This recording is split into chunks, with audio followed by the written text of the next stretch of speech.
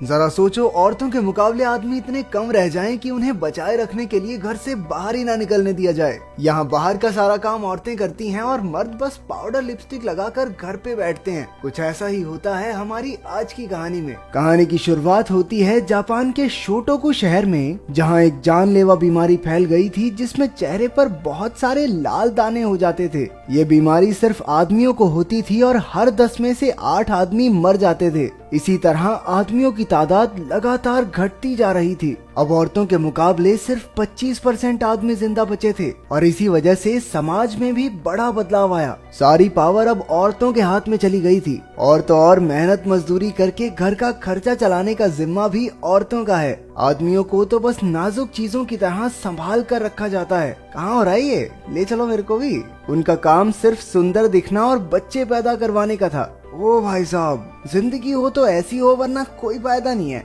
हालात इतने बुरे हैं कि अगर किसी लड़की को शादी के लिए लड़का मिल जाए तो भाई साहब गजब ही हो जाएगा, क्योंकि लड़के इतने कम रह गए थे कि सिर्फ अमीर घरों की लड़कियां ही शादी कर सकती थी। अब आदमियों को काम धाम तो कुछ करने दिया नहीं जाता, तो काफी सारे आदमियों ने अपना पेट पालने के लिए अपना जिस्म बेचना शुरू कर दिया। इसी शहर में मिनुजो परिवार रहता था, जिनका उनोशिन नाम का एक 19 साल का लड़का था। जहां बाकी आदमी सिर्फ मेकअप और कपड़ों के शौकीन थे, वहीं उनोशिन पूरी जिंदगी मेहनत करके सामुराई बना था। हालांकि उनके पास भी कुछ खास पैसे नहीं थे, लेकिन उसकी माँ ने उसे कभी भी जिस्म बेचकर पैसे कमाने की इजाजत नहीं दी। लेकिन कभी कभी वो बूढ़ी औरतों के साथ रात गुजार लेता था, जिन्हें बच्चे की सख्त जरूरत थी। उसका दिल एकदम साफ था और वो इस काम के पैसे भी नहीं लेता था। उनके घर में हमेशा उनोशिन से शादी करने के लिए लड़कियों की भीड़ लगी रहती थी। वो एक योद्धा होने के साथ साथ बेहद खूबसूरत और नेक इंसान भी था, लेकिन उसने किसी से शादी के लिए हाँ नहीं की, क्योंकि अंदर ही अंदर उनोशिन अपनी बचपन की दोस्त उनुबु से प्यार करता था। लेकिन वो कभी ये बात कह नहीं पाया, क्योंकि वो बड़े घर की लड़की है। इसी चक्कर में वो उससे दूर रहने की कोशिश करता,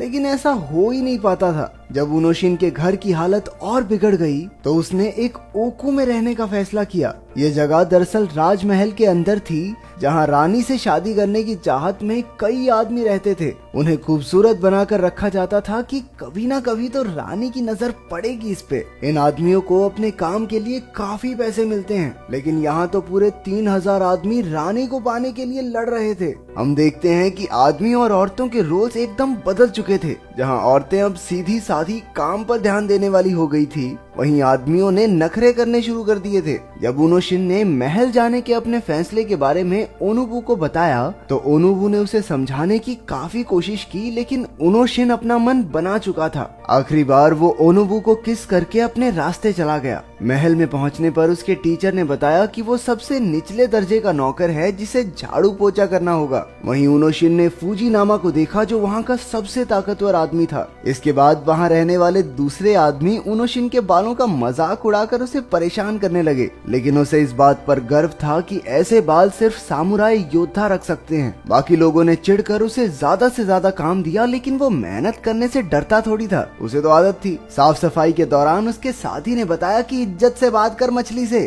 ठीक है, क्योंकि अभी उनका दर्जा महल के जानवरों से भी नीचे था। लोगों ने उसे धक्के मारकर उसका खाना तक गिरा दिया, जिस वजह से उसे 2 दिन तक भूखा रहना पड़ा। एक रात जब वो सो रहा था तो 3 आदमियों ने उसे पकड़कर उसके साथ गुपचुप करने की कोशिश की, लेकिन एक सामुराई योद्धा के आगे ये नाजुक कलियां क्या ही कर पाती। उसने 2 मिनट में सबको मार कर भगा दिया और अपनी इज्जत बचाई। अगले दिन उसने अपने साथी से पूछा कि क्या सिस्टम चल रहा है, ये आदमी होके आदमी से प्यार करने फिर रहे हैं, सेफ महसूस नहीं हो रहा मुझे यहाँ पे। तब उसके दोस्त ने बताया कि रानी तो अभी 7 ही साल की है और बाहर की किसी औरत को यहाँ आने की इजाजत नहीं थी। तो बेचारे आदमी कहाँ जाएं, क्या करें, तो आपस में ही चोंच मोच भिड़ा लेते हैं। ये सुनकर उनोशिन के होश उड़ गए, क्योंकि बाहर तो औरतें आदमियों के लिए मारा मारी कर रही थी।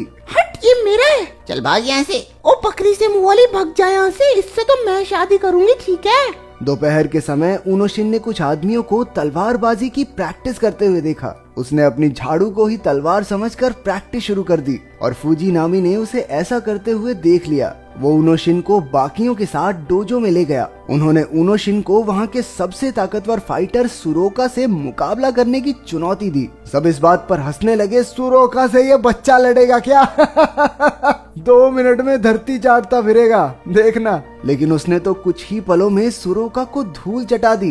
रात के समय उसने अपने दोस्त को बताया कि उसे इस महल की नकली चकाचौंध पसंद नहीं है, लेकिन उसके दोस्त ने बताया कि यहाँ आने से पहले वो बेहद गरीब था। उसकी पत्नी ने उसे डाइवोर्स तक दे दिया था क्योंकि वो उसे बच्चा नहीं दे पाया। वहाँ वो कड़ी मेहनत करके कम से कम 2 वक्त की रोटी तो खा लेता है। ये सुनकर उनोशिन को एहसास हुआ कि एक अबला आदमी के लिए बाहर रहना कितना मुश्किल है। अगले दिन उसकी जीत के किस्से महल में चारों ओर फैल गए और कई जवान लड़के उसे पटाने के लिए उसके आसपास फुदकने लगे। लेकिन रात होते ही सुरोका अपनी हार का बदला लेने आ पहुंचा। उनोशिन को मजबूरन लड़ना पड़ा और इस बार भी वो जीत गया। सुरोका अपनी हार का दुख सह नहीं पाया और इस दुनिया से चला गया। अगले दिन उनकी 7 साल की रानी एक बीमारी की वजह से चल बसी और अब एक जवान लड़की को रानी के पद पर बैठाया गया। वो एक सख्त मिजाज की लड़की थी जो समाज की भलाई के लिए काम करना चाहती थी। वो पिछली रानियों की तरह नहीं थी जिन्हें कुछ काम करने में इंटरेस्ट ही नहीं था। उसने पहले ही दिन एक औरत को काम से निकाल दिया क्योंकि वो कह रही थी कि एक रानी को तो महंगे कपड़े पहनने चाहिए।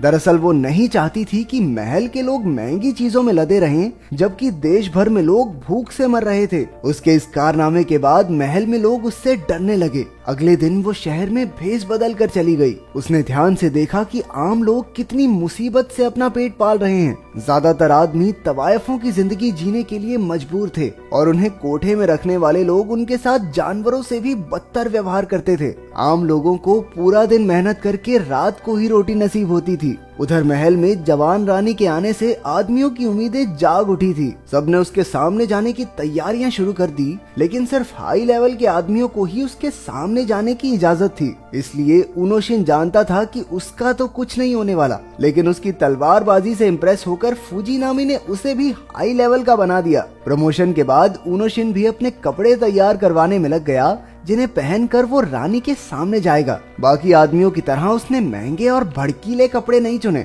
उसने एक खूबसूरत सा काला कपड़ा लेकर टेलर को दे दिया।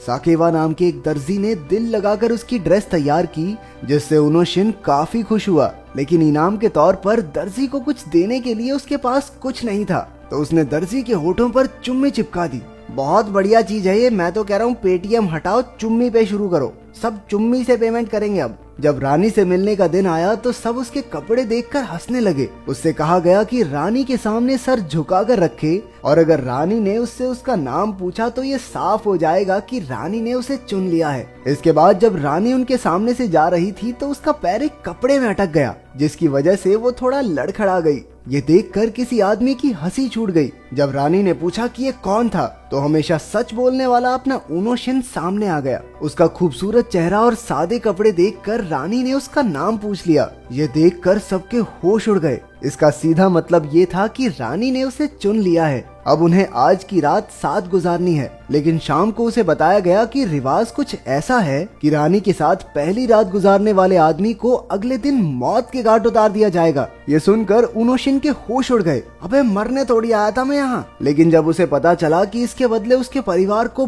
बहुत सारे पैसे दिए जाएंगे, तो उसने सोचा कि चलो देखी जाएगी। उसी वक्त रानी को भी इस बारे में बताया गया, जो अब तक इस बात से अनजान थी। उनकी छोटी सी मुलाकात से ही वो उनोशिन को चाहने लगी थी और वो ऐसा बिल्कुल नहीं चाहती थी कि वो मारा जाए। इसके बाद हमने फुजिनामी और टीचर को आपस में कुछ बातचीत करते हुए देखा। असल में ये सब इन्हीं का प्लान था, क्योंकि वो उनोशिन को अपने रास्ते का कांटा मानते थे। इसलिए उन्होंने जानबूझकर उसे रानी के सामने भेज दिया ताकि वो उनके रास्ते से हट जाए। उसके मरने के बाद टीचर रानी को लुभाकर राजा बन जाएगा। उधर रानी के सामने जाने से पहले उनोशिन के दिमाग में बस अपने बचपन के प्यार ओनुबु के ही ख्याल आ रहे थे। वो बहुत दुखी था क्योंकि वो अब कभी भी साथ नहीं रह पाएंगे। इसके बाद उसे नई नवेली दुल्हन की तरह सजाकर रानी के सामने भेजा गया। बातों बातों में पता चला कि रानी का नाम दरअसल नोबू है। ये सुनते ही उनोशिन का दिल भर आया, क्योंकि रानी का नाम उसकी बचपन की प्रेमिका ओनोबू से बहुत मिलता था। इसके बाद उन्होंने पूरी रात कुछ प्यार भरे लम्हे साथ बिताए। अगली सुबह जब उनोशिन की आंख खुली तो उसे बताया गया कि रानी उसकी परफॉर्मेंस से बहुत खुश थी,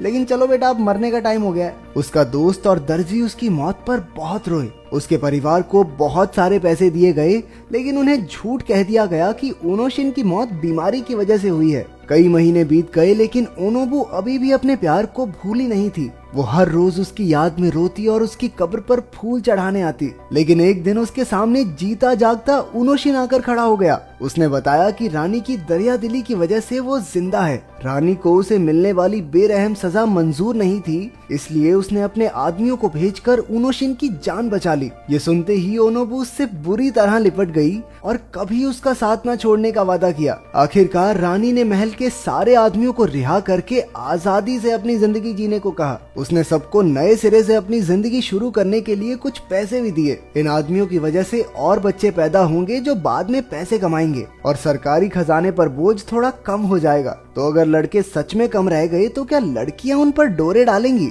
इस बारे में तुम क्या सोचते हो? कमेंट्स में जरूर बताना।